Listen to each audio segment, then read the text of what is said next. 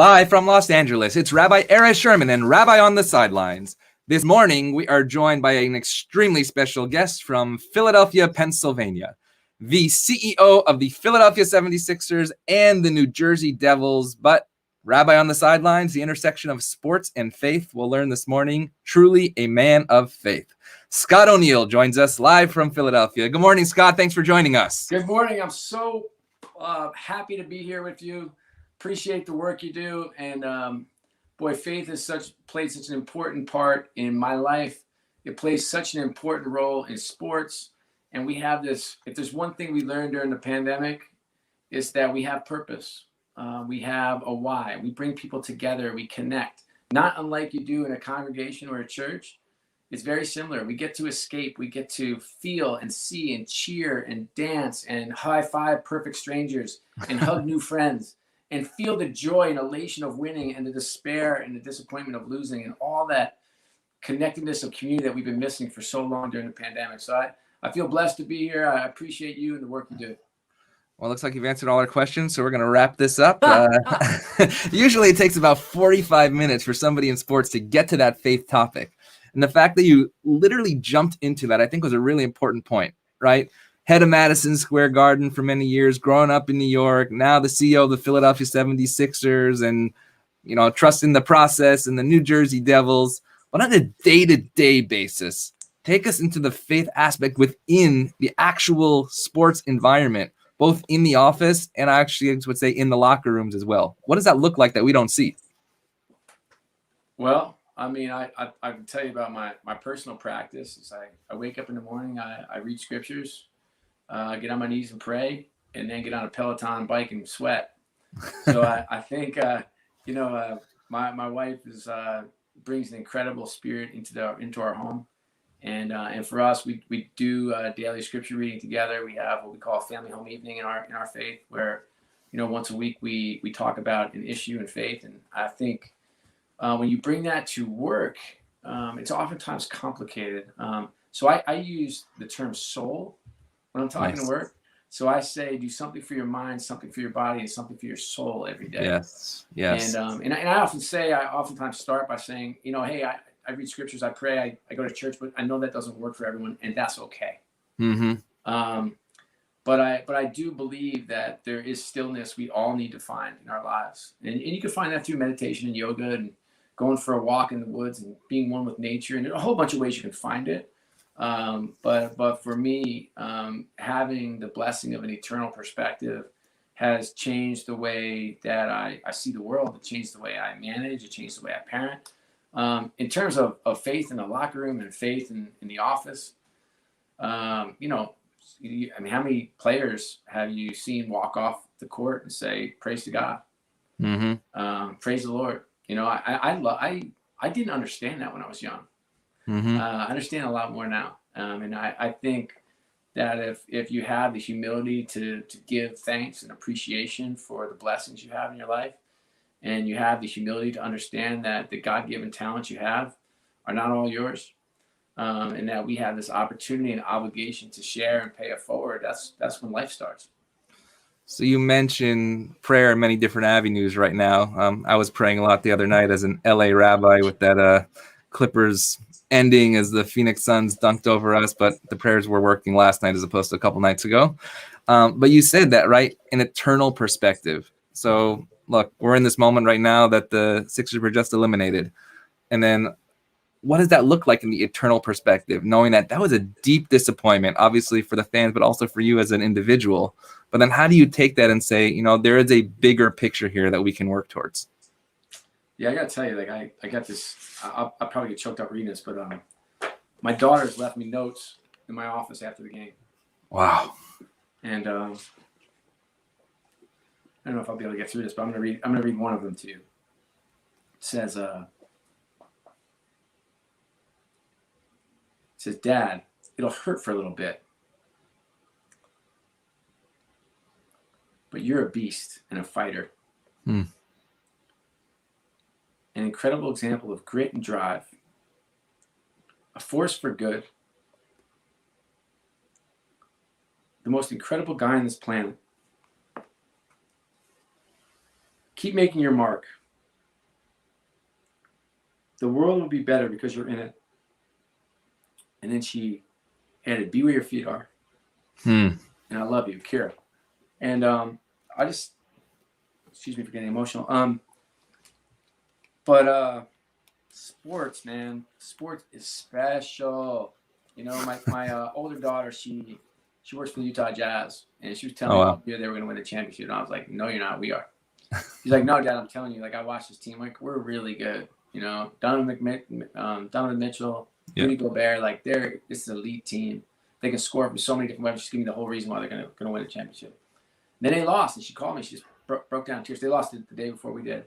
And got in 25 minutes, she was crying. I said, hon, you have to figure out if this is what you want. She's a young kid, 21 years old. I said, I chose this. Like, I love this part. It doesn't mean I love the wins. I mean, the losses. I love winning. I have a competitive problem. But I love the energy. I love the passion. I love the up and down. I love the thrill. And if you don't love that, as I told her, then turn around, run for cover, and never look back. But if you feel it, if you love that feeling, not love being sad, but love that is in the consideration set, this is going to be a business for you. So let's go into the world that you got into by writing this amazing book, Be Where Your Feet Are by Scott O'Neill. When I opened it up, I thought it was going to be like lots of other sports books that I read, right? Failure and achievement. But you started with a letter that you wrote to your daughter walking through the forest, basically saying, WMI. I gave a little sermon about this a couple of weeks ago. Awesome. Said, WMI, what's that? I said, what's most important? And for you, you said one word 3 times, family, family, family. How do you do that? You're running 2 professional sports teams at the highest level, and you're trying to establish a family at the same time at the highest level. You just told me you read scriptures, you speak about what's going on in the world. WMI, how do you put that into your life? Well, I mean, we talked about the perspective. We didn't really hit on it. I will say it's like you lose these games, and then you go back 8 years from when I started, and this team was an afterthought, a fiasco. We're last in the league in every business metric. We, 2 first-round picks in the next 5 years. We hadn't won 50 games since 2001 when Iverson went to the championship. And now we're first in the East and at the top of the KPIs of every metric. And so, and the question is like in that 8-year journey, what did I learn and did I live the way I want to live? And I think a tool like WMI, what's most important, just gives it a framework. And so the way I think about it is, what's most important at work? What's most important for me? We can talk about like how you have to take care of yourself too, because everybody's taking care of everybody. You know how it is. You grow up and we were taught serve others. That's how so I grow up thinking, nobody goes up and says, take care of yourself, make sure you're good. But the reality is you take care of yourself first, then your family, and however you define family. And then you can do your job. So for me, if you go through that exercise and write down those 9 things, what's most important for you personally? What's most important for the relationships? What are the key relationships that matter most to you? What's most important for your work? And then you audit your calendar and you get a humbling reality. Because when you take your calendar and you say, okay, I'm going to take every one of my pink spots on my calendar and I'm going to map them to those 9 things. I'm going to have another category. When I first did it, 23% of my time was spent on what I am claiming to be most important. Think about that. 23% of my waking hours. That's like, so I either have to change what I think is most important or change the way I schedule my calendar. And I chose to do the latter, fortunately, because I think the things that matter most, you need to are generally evergreen. Some relationships may come and go. Your work may evolve a little bit, but I think generally we have to do a better job of making sure that 1, we are intentional about where we're spending our time, and 2, that we have the discipline to say no, and 3, that we understand that life's about trade-offs. So when you talk about family, and this is a long answer to a short question. No, it's great. When you talk about family, that is my WMI. So I am 100% figuring out how to make sure that the time I have creates moments and memories, because it's not about balance, or this notion of balance is it's nonsensical, because it doesn't reflect reality. Because at my house I've got 3 teenage daughters. They're all little. There's a lot of energy in the house, and if you think you're going to have a meaningful moment getting them out of the house for school, then you don't have daughters, because it is NCAA tournament survive in advance time. Just get them out alive. Just try to get out without a nuclear meltdown. We get them out. They're in school. They've got cheerleading. They've got basketball. They've got homework. Some of them have boyfriends, which I don't want to talk about. And then I'm at work, and we come home, and it's like, okay, am I flipping on another Office rerun or another Seinfeld rerun? Or am I scrolling through trying to do my email again because I'm backed up my email? Am I taking calls? Or am I trying to take advantage of that 45-minute or 1 hour window? Mm-hmm. That's what you have. And once you recognize that you have an hour a day, I wonder how you might think about it differently, or act differently, or approach that time differently. During the pandemic, I rediscovered the family dinner, which is wonderful. By the way, That's amazing. Yes. And it's been 25 years, so it's good that I introduced myself to them. But when I first started, I bought like conversation starter cards, which sounds so almost embarrassing to tell you, right? Yeah. I have mine right here. We're all good. Oh, good for you. All yep. Right. Birds of a feather, right? So, but it was, for me, it just started. What's your favorite vacation and why? If you could have any dessert, where would it go? Where would you go if you go anywhere in the world? What do you want to be when you go? All this stuff. And then you didn't need them the whole time, but just starting off to talk about something like, how was school? Good. Yeah, right. Nothing. Can I just go to my room and get on my phone? No, you can't. Uh-huh. Phones in the house. Anyway, we have some draconian rules around phones. It's like, be where your feet are. Phone down, head up. Phone down, head up. Just think about it. Like, think about in your house, restricting phones from the kitchen. Mm-hmm. Not having them at the kitchen table. Having a phone desk where you check in. Taking the phones at night. We have to reconnect with each other. We have to do it at a different level. We really do. And you actually say that even at the workplace, right? I mean, we're back in the synagogue for the first time this week, right? Great. And it's really strange to walk outside and see somebody face to face. Like, how do I talk to you again without the phone? And you explain that in your staff meetings, right? You actually check the phone and say, we're going to be where our feet are. We're going to be face to face. What was the reaction when you instituted that at first? The Gen Zs and the millennials have a real issue. The people, I'm 51 years old. People my age are like, another one of Scott's rules, So they know how passionate I am about people. They know that I love them. And I know that's not a word people use in the office. I do. Mm-hmm. I even say to my team, it's like, you don't have to like each other, but you have to love each other. Ooh, I love that. Yeah. So you come in, and the when they're new, the Gen Zs and millennials are like, what am I supposed to write with a pen? I'm like, I know, it's crazy, right? Yeah. You can do it. And I see them quite a bit, but the reality is that we need to. You talked about walking outside. How about before your service starts? Like, that's what we need. Mm-hmm. How are you doing? Oh, how's your son? Oh, how was the game last night? Oh, your daughter scored the winning goal. Oh, I understand you started a new job. That's what we're missing. Mm-hmm. Like, the world's turned into like a big elevator where we just stare down our shoes and don't say anything anymore. Right. And we have this opportunity to just reconnect. And by the way, if you're feeling good and you're feeling strong, you look very positive, you look like you're connected, you have light in your eyes, I think that's wonderful. Well, when you do, that's when you got to reach out. You have to look at the Zooms and say, oh man, Sally has not come on this Zoom. She hasn't put her photo on the Zoom and the video on for 2 weeks. I better check in with her.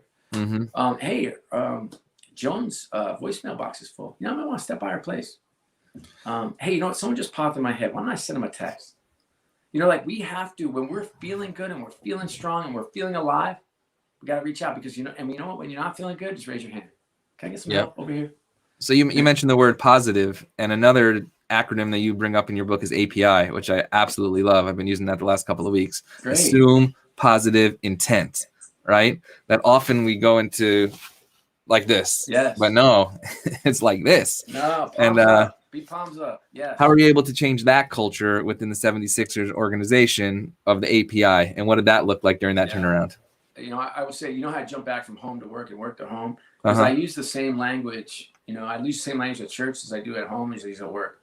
And so my daughters have heard API for 15 years. I've only worked at this one organization for 8, so they've heard it for 8 years. And if you have teenage daughters, what API does not look like, and that's how teenage daughters deal with their moms. And so I have a 9-year-old, so I can't wait. Oh, 3 or 4 years. Give me a buzz. I'll I'll walk call you through it. back for It's sure. wonderful experience. But I think that the way I explain API, you did it amazingly well, is that you come in palms up, you're empty-headed. There is nothing that's clouding the judgment of this conversation. It's not the conversation we had yesterday or something you said or did to me a week ago. I'm not reading into your text. I'm not reading into your email. I'm assuming positive intent that what you sent me comes from the purest place of love and that your intention is pure. I'm walking into conversations empty-headed, ready to learn, ready to engage, open to understand, open to love. The world gets better. Work gets better. Your interactions get better. Your relationships get better. It's like, when you get in those situations with your wife or your partner or your husband, and something happened. You're having a bad day, and your wife comes in and says something, and all of a sudden you've risen to another level. And all she said was, "How was your day?" Right. But you heard, "How was your day?" You're like, no. She didn't say, "How was your day?" She said, "How was your day, honey? Are you okay?" Why does it always have to be about me? I don't know. I'm just telling you I love you, and I'm just checking in on you. And so those are just like some temperature checks that you have to just understand how you're feeling and where you're coming from. And if you assume that people are rooting for you, and I come from a core place that I believe people are good. And I believe people come from love, and I believe people root for you, and they're trying to help you. And if you come from that place, life gets a lot easier. Scott O'Neill, be where your feet are. So you mentioned a lot about ourselves, how to take care of ourselves, but often we learn about ourselves from others and their experiences. And within this book, you mentioned several different people that you have learned very powerful lessons, one of them being 76ers executive Dave Schaller. And you mentioned that his father was in basically a homeless shelter, if you wish. Yeah. And when he went to go see his father, he saw an entire family there. And at that moment, he realizes the gratitude that he had in his own life. Take us through, how do you learn that story from a guy like Dave? And then what do you take from the lesson that he has taught you? Oh, man, is that one of the most powerful stories? That was intense. Yeah. So we have, and annually, we bring our top 100 executives offsite. And we call it a go forward. Go forward. Yes, I also use that. I told our team here, no more retreats. No more retreats. Forward. I love that. Okay, good. So at our go forward, we typically invite our rising stars to facilitate the sessions. We put it on all in-house. My folks were leadership development trainers, so I'm very passionate about developing the next generation of great leaders. And so I typically work with the pairs. We pair them up in 4s or 5. And so there are 2 of them. And so 5 sessions. And then we build them from scratch together. And then we talk quite a bit about how to facilitate, how to present, what slides should look like and why, and how you incorporate video, and what exercise will drive the points home. And it's a pretty fun 2-month exercise. And then when we get towards the end, we invite them to share a story that they may not have shared before, that can make them vulnerable to drive home the point of what they're trying to teach, but to also let everyone in the organization know that it's okay. It's going to be okay. And Dave's story is a beautiful story. He grew up in a trailer park and pissed that he's one of 4. He's the oldest. He's 10 years old. He's got to go pick his dad up, who's an addict. And he's at the shelter, and he sees this woman with a blue duffel bag. And that's the perspective for him. It's like, take a breath, Dave. All he's thinking is, I got a mom who's struggling. I got a dad who's an addict who keeps going to these shelters. I've got 3 younger siblings who I'm responsible for at 10 years old. And right there at that point, he has perspective. It's like, okay, it's bad. But it's going to be okay. And because this woman with these 3 kids at this shelter, she had nowhere to go. She was checking into home. He got to go home. And I think we all need that, right? Because we're all in the eye of our own storm. And for my 14-year-old daughter, it's when her friends are making a TikTok video at some party that she's not invited to. That to her is, Or my daughter crashes her car. My daughters are the worst drivers in the history of mankind. and I will tell you that your insurance company will cancel your insurance if your daughters drive like mine, and they have. But for her, crashing the car, the only thing you care about is the dad. Is she okay? That's it. Right. I mean, that's right. period, stop, end of sentence. But for her, that was devastating. You know, for my older one, it's when the Jazz lose. For my wife, it's when, you know, I mean, we all have these things, and we're just in the eye of our own storm. And we got to pull that lens back, and just see that it's going to be okay. And I think that, for me, with perspective, that was the big lesson that Dave shared with us. So that's one perspective. And I guess to take it a step further, when your good friend took his own life and realizing that perhaps somebody could have either reached out before, maybe you can just take us through that journey and how we can, mental health is an extremely important piece, especially through COVID here at Sinai Temple. We're in fact just beginning a mental health initiative. It's something that's really not spoken about so much in the faith world. And I know in the sports world as well. I have a good friend, a former NBA player who, after his dad passed, went through a depression, and he said, I couldn't speak about it then. I believe it's a little different now. What does mental health look like in the sports world right now? Yeah, it's not great. I don't think it's just the sports world. I think it's everywhere. It's in my house. Right. It's in our locker rooms. It's in our offices. And my formula is, for myself, is relatively simple, and something I espouse to my team is do something for your mind, something for your body, and something for your soul every day. And then get some sleep, practice gratitude, and put your phone down, get your head up, be where your feet are. So that's 6 points. And we need to be learning and growing and stretching our minds every day. We need to get our heart rate going 20 minutes a day in terms of your body. Your soul, you've got to pray. You've got to do something. You've got to read scriptures. Get on your knees. And if not, meditate. It's okay. Like, find some stillness. Like, look up. And then sleep. When I was growing up, sleep is for the weak. You know, I heard that 100 times. Money sleeps, all this crap. It's not right. Your body, your mind, your soul, we all need rest. Sleep experts we brought in told us 6.5 to 8.5 hours a day. No. And then the gratitude part, you know, I have this great sign in my house. My wife put it up in our kitchen. It says, it's not happy people who are grateful. It's grateful people who are happy. Love it. Repeat that one more time. Yeah. It's not happy people who are grateful. It's grateful people who are happy. So our ability to express thanks and gratitude. Oftentimes when I speak to corporate groups, I just have them send a text to their mom. Tell your mom that you love her, one thing you learned from her, and one thing you appreciate about her. And the note I got back when I did it the first time myself was, "Hun, are you okay?" It's like, it's like, I have to be better and do better. And we have this incredible opportunity just to reach out. And it's like 60 seconds a day. You spent a text of gratitude to one person a day. The world's better. And it helps you. It helps the sender as much as it helps the receiver. And then phone down, head up. That's be where your feet are. That's the simplest one. You do those 6 things, I think your mental health is better. For me, when my friend Will Carter took his own life, you know, he was the one who baptized me. Oh, wow. To my faith. And met at Harvard Business School. My kids call him Uncle Will. So he was part of the family for sure. And I'm speaking at his funeral, and I'm looking out, and I kept thinking about those 5 kids, and will they ever get a story from him? No. Will they ever hear another lesson from him? No. You know, and I wanted to not only share his story, but share my own journey, share my disappointment in myself, you know. And I talked to him a couple weeks earlier, and I didn't understand mental health. You know, it's like taboo. Like, we have to get it out of the closet and into the light, and we need to be okay raising our hands. And by the way, NBA players have been great at sharing stories. You know, Kevin Love was the first one to say, "Hey, I have mental health issues." Good for him, you know. Right.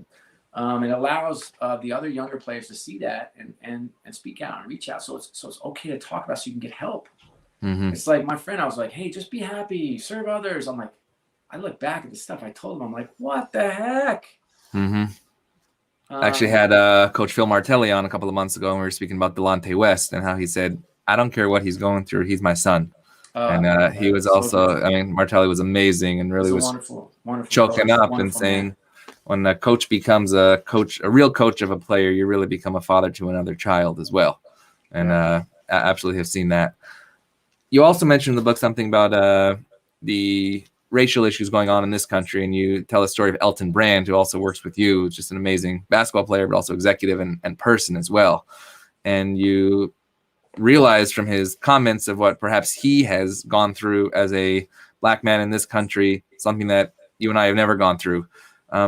Take us through that perhaps eye-opening experience, and then how, and I've asked many people this over these last couple of months on this podcast, what is the significance of sports within societal change? Because I'm hearing two answers as I talk to people every week. One is, as you said earlier, sports is an escape that we can high-five strangers.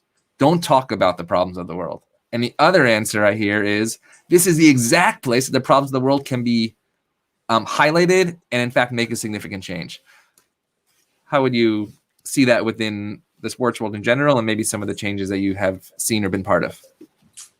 Yeah, I'll start with Elton Brand and come around. Boy, with the death of George Floyd, I think we were all challenging our notion of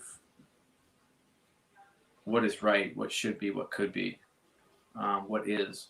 What do we really know? What we're all questioning. And by the way, why did it wait for George Floyd? Anyway, it's a whole story for another day. But anyway, we had this platform, and I walked into an organization that was 95% white men. And if it were that organization, upon the death of George Floyd, I think it would have been a really different experience. And fortunately now, I've got 34% of my team across HBSE are Black and brown. And it's wonderful. And I had one woman who was a VP, and now I have 18 women who are VPs or above. And so we have a very diverse organization, which gets you to the starting line. And Elton Brand shares the story. He was our general manager, played in the league, #1 overall pick out of Duke, and just a wonderful soul. And him and Doc Rivers, who's an African-American coach, they are incredible human beings, world-class leaders, and incredible advocates for social change. So to have two amazing leaders and a diverse organization at a time where we were all on our heels a little bit, trying to figure out what to do and how to do it. And we opened up, we had 3 90-minute Zooms, Tuesday, Wednesday, Thursday. And effectively it was an open mic night. Wow. If you experienced racism, that was the session. And we planned on having one for 60 minutes, but ended up having 3 for 90 minutes. I'll be honest with you, I cried through most of them. And Elton, is one of the most 5 recognizable people in Philadelphia, I'd imagine. He's general manager of an NBA team and a big time star. Anyway, so he trips an alarm in his house, and he says to his wife Seneca, like, "Hey, you got to get the door. The cops are coming. I can hear the sirens." She's like, "Why do I have to do it? Like, you do it. You trip the alarm." And he says, "Seneca, they see a 6'8" Black man coming out of a house in this neighborhood. I'll be on the pavement with my hands cupped on my back." And I thought, holy crap. And then a friend of mine told the story. His name was Desron Dorset. And he said, "I've been pulled over 53 times in 3 years." And he's like, "Now I speed," which I thought was the funniest, cutest way to do it. But that wasn't the point of the story. He said, he looks in the camera and he points at me and he says, "Scott, has any police officer ever asked you if it was your car that you were driving?" And so I had these moments. And by the way, it was 90 minutes, 3 days in a row. It was heavy. So I am literally like, as someone who has created diverse organizations, who grew up in a diverse neighborhood, is very comfortable in all kinds of situations, I start thinking, like, do I know enough? The answer is no, by the way. So none of us do. I know, but it's like we have to be better and do better. So I started reading and studying. I'm watching Just Mercy. I'm reading White Fragility, the book. I'm reading a Harvard case on, systematic racism, which I didn't really even understand, about housing redistricting and banks and the criminal justice system and Jim Crow laws and all this stuff. Like, I don't want to say like I didn't know. I just didn't know enough. And I got smarter and we started driving change in the organization. And I remember, like, we had this really cool Buy Black program where we sponsor 5 Black-owned businesses in Philadelphia and 5 Black-owned businesses in Newark. Wow. And we give them free sponsorships and mentor them. It's awesome. And then we That just started at this just last started 18 after, months. yeah. Wow. And then we did an audit of our vendor spend, which was painfully white, and we had to make some changes. And we set benchmarks and targets and changed the rules and regs coming in. And we invested in a cool housing property in a tough area of Philadelphia, Strawberry Mansion. And then we had this big grand program where we were going to it was a RFP to build an arena and supporting development at the waterfront. It's going to be $4.5 billion. $1 billion was going to be spent in the Black African American community. And we lost the bid. And I'm like, how did we lose this bid? But anyway, we'll find another one. We'll figure it out. So we committed $20 million also to causes in the space. And we're in the game.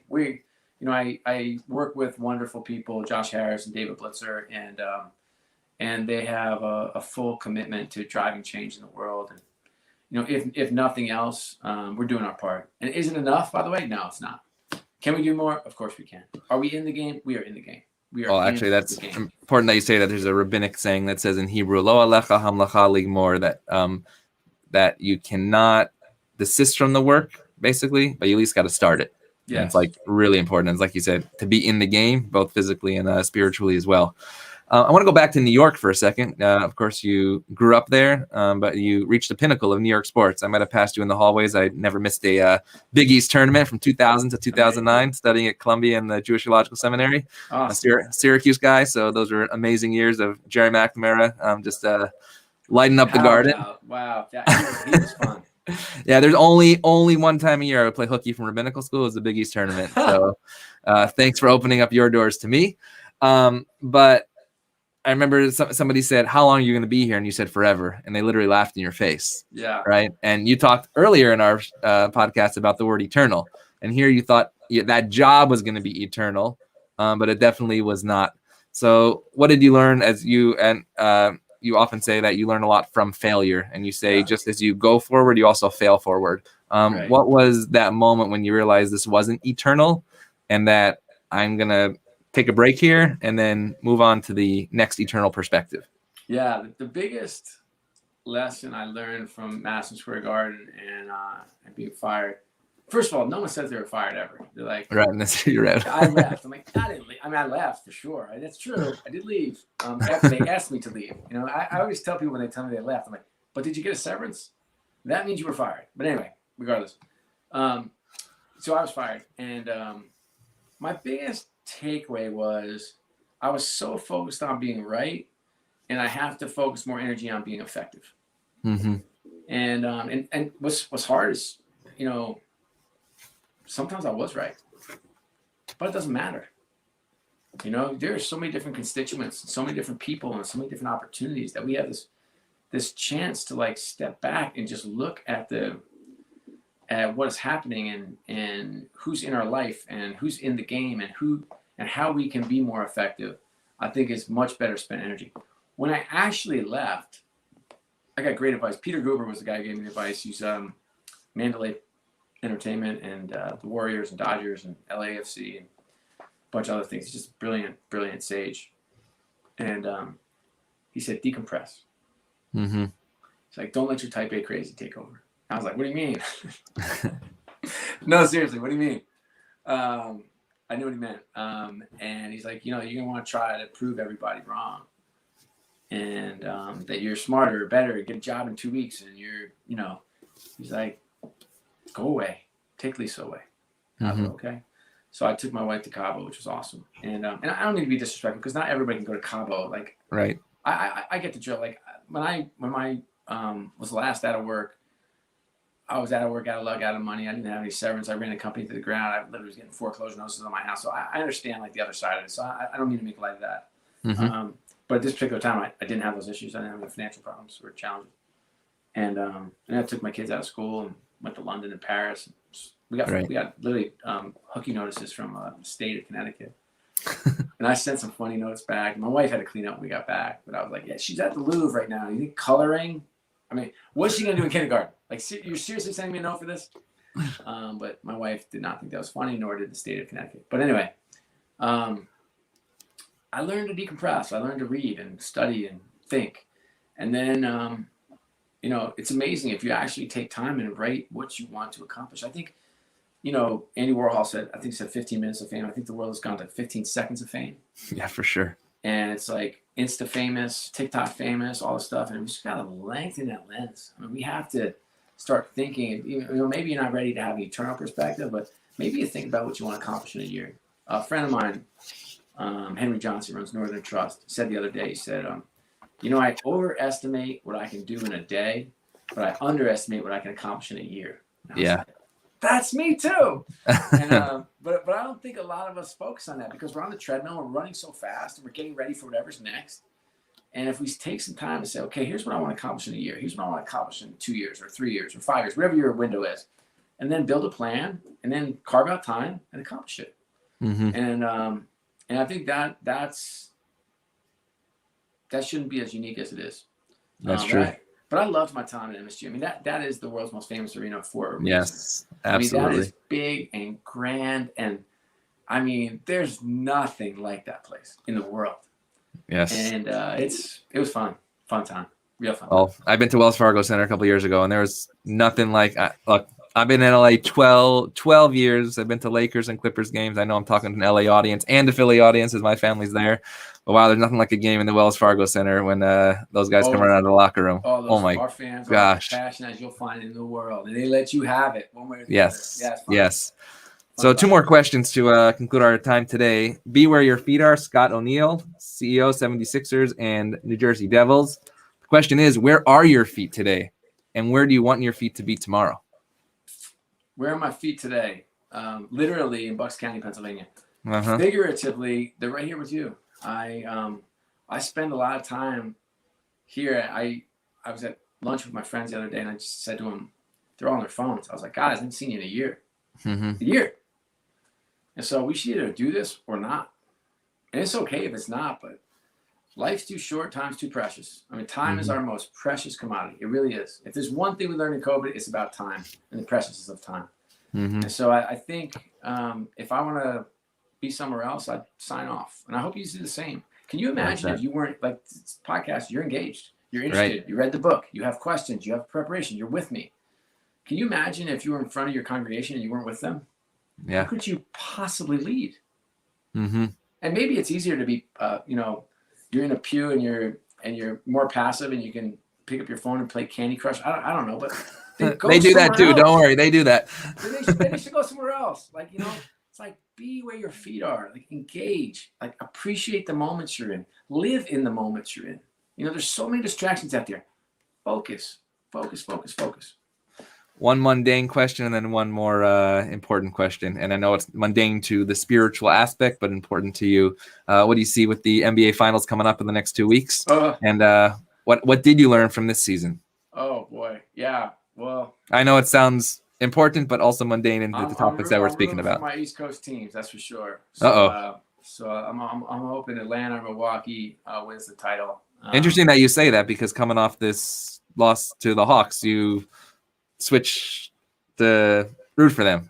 How does that work? Yeah, what's wild is in this business is you compete to the death on the court, and off the court they're all your friends. So I love that. My friends run all these teams. Like literally every one of these teams I have a friend that works there, and I root for them. But I always the country's tilted east, and I'm going Milwaukee or Atlanta. Okay, we'll have to check that out. I want to end with the letter that you wrote to your daughter, Elisa, because it was just extremely powerful. And the fact that you started with the letter that she wrote to you just a couple of days ago during a trying time professionally. And you said, I love you, Elisa. I love you with all my heart and all my soul. I just want to stop there because you keep mentioning heart, soul, and mind. And the scripture that comes to mind for me is something that we say within our tradition from the Old Testament or the Bible in the declaration of our faith. You should love your God with all your heart, with all your might, and with all your soul. And that is the message that you write to your daughter. So what is the message of Scott O'Neill, the spiritual self, to us today as we, God willing, open up this world a little more and find where our feet will be? My simple message is love all, judge less, serve all. Say that one more time for all of us. Love all, judge less, serve all. Absolutely. It's amazing. You know, every morning we wake up and in our tradition we say Mode ani lefanecha, that we thank God. And you mentioned the word thank and gratitude many times this morning, that we thank God for restoring our soul. That each day is a moment of gratitude. Each day is a moment that we must judge less, love all, and most importantly, serve all as well. We are so honored this afternoon in Philadelphia, I guess mid-morning in the Midwest, and it's 5 o'clock somewhere, to have Scott O'Neil, this Philadelphia 76ers, New Jersey Devils CEO. If you haven't picked this up, it is an amazing, amazing gift for yourself and for all, whether you're a lover of sports, whether you're a lover of faith, or whether you're a lover of humanity. Be where your feet are. Scott, it is so great to have you. When you come out here to LA, we would love to have you as a guest here in person at Sinai Temple as well. Thank you for your time. Thank you. I appreciate you and all you do, making the Thank world you. better. Have a great day. You too.